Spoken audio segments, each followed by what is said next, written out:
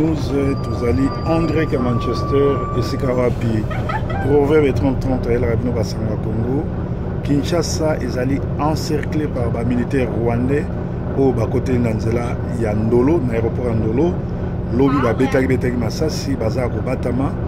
Nanzela Angola ba fantassin ya autant bazako encerclé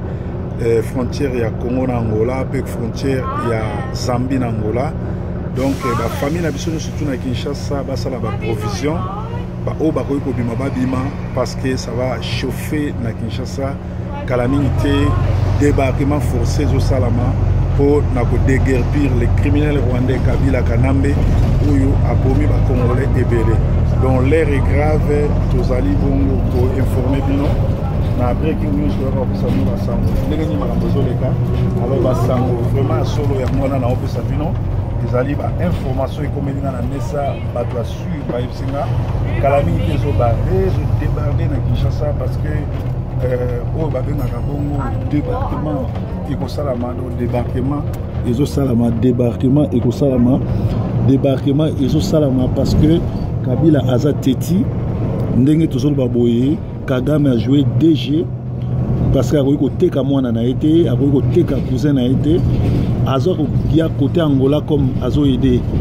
pour ba penga la Kabila mais a pessier ba soda a pessier ba mercenaire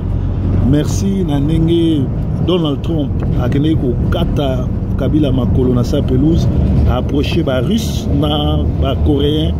du nord pour aider Kabila té mais en tout cas ba rwandais baza pour encercler Congo na ba mercenaire donc calamité egoyinda eza grave toyebisa ba famille na biso basomba ba loso basomba ba makala batia na ndako parce que situation ezali grave eza asango oyo nazopesa bino yango eye na mesa toyebi na breaking news tozalaka soki toyoki likambo toyaka nango mbala moko na mesa po ete boyeba po te bozwa ba précaution donc eza basango ya Manchester avec Molobi Sango, Mopanera Sango, le messager Proverbe 30-30, le pasteur de la diaspora, Oyo, Obenaka, Nakombo, il y a pasteur de la diaspora, tout Proverbe 30-30, le messager de la Molobi. Donc, alerte, oui, ça va papa, oui, ça va maman à qui, parce que le Rwandais a dit qu'il est en Kimiate, a dit, à l'obagi, on va prophétiser que akokufa na moto na masasi na moto ngongo ekoki na prophétie na ye ekoka et akufa na masasi na moto alors biso tokoyede ye azwa masasi na moto pe tokoyede akufa ndenge alobaki na basango ya mama olangi bino nyonso boyebi ke mama olangi awutaki kokufa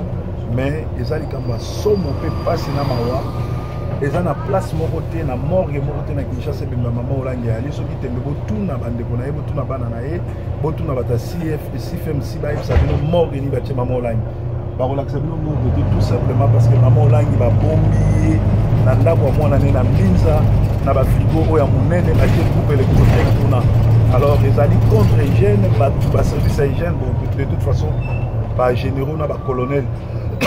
sorry, ba colonel nyonso ya occupation ya Kanambe basambela kuna bakoko salelo monte mais maman olangi aza na morgue te maman olangi aza na chambre froide te maman olangi batie na ndako mwana na ye otala kindoki to éviter soki suka ndeni alors bino ba oyo nyonso bozozela ki olangi ya kosekwa olangi abosana na bo moy boluka ba pasteur solo ba délivrer bino pour eza pas si peu mawa donc ezaki spécial breaking news André à Manchester tolobi ete Kinshasa eza koyinda po ete barwandais baencercle Kinshasa bazokitela na aéroport Andolo toza na Manchester andale bazokitela na aéroport Andolo mais bobanga te nzambe akoprotege baoyo ye bobimabimaka na butu te botambolaka mpe bino moko te boyebisa bafamille na Kinshasa basala baprovision mpe baoyo bakoki kobima babima parce que calamité sadek na autant bazokota na je mpona kobenga na Kabila eza nango makambo kaka ya temps donc voilà Jean-Pierre Mbemba bimi et après mais est-il que ntango Jean-Pierre Mbemba bimi tomoni guerre ekomi baluba na bangala eza mawa mingi eza mawa mingi Congo eza ni ya bangala ni ya baluba Rwanda